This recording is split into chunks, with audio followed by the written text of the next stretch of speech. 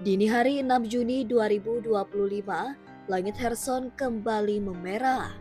Tiga bom FAB 500 UMPK Rusia menghantam sebuah gedung di pusat kota. Tak berhenti di situ, drone kamikaze juga ikut menyerbu. Kherson kembali jadi medan horor. Menurut laporan militer Ukraina, tiga bom luncur FAB 500 dijatuhkan ke sebuah gedung administrasi di pusat Kherson.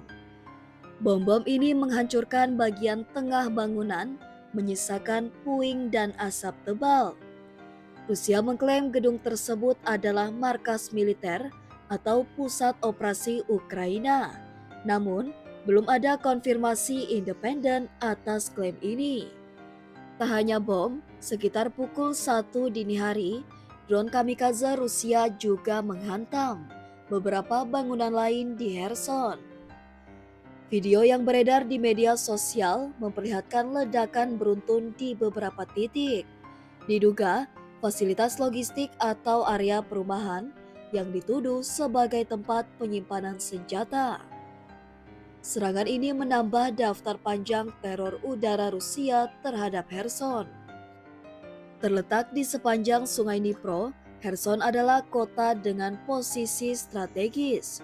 Menjadi pintu gerbang ke Ukraina Selatan, menghubungkan Crimea yang dikuasai Rusia dengan daratan utama Ukraina. Pernah jadi basis Rusia untuk menyerang Mykolaiv dan Odessa. Pada Maret 2022, Kherson adalah kota besar pertama yang jatuh ke tangan Rusia.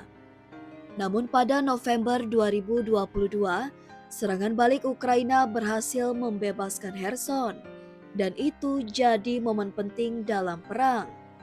Sayangnya, sejak pembebasan itu, Kherson tak pernah benar-benar aman.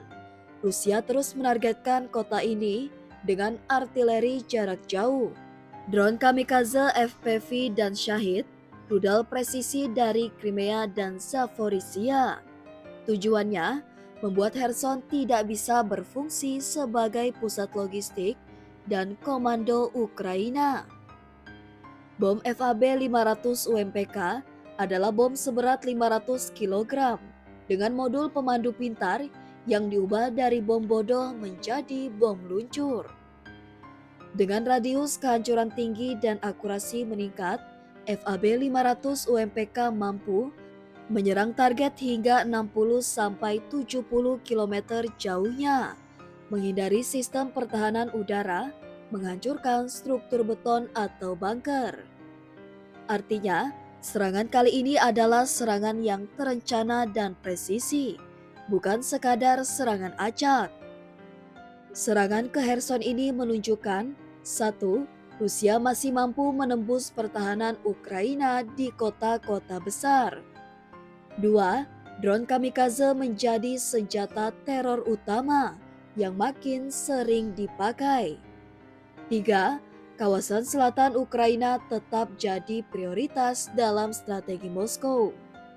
Serangan ini juga mengganggu jalur logistik Ukraina ke front selatan yang vital bagi keberlangsungan perang. Hingga kini, pihak Ukraina belum mengonfirmasi secara resmi jumlah korban akibat serangan ini. Namun warga sipil terus jadi korban diam-diam. Setelah 3 tahun perang, trauma terus terulang. Kherson adalah simbol kemenangan, tetapi juga pengingat betapa mudahnya damai direnggut kembali. Dengan bom dan drone, Rusia menunjukkan tidak ada tempat yang benar-benar aman, bahkan setelah dibebaskan.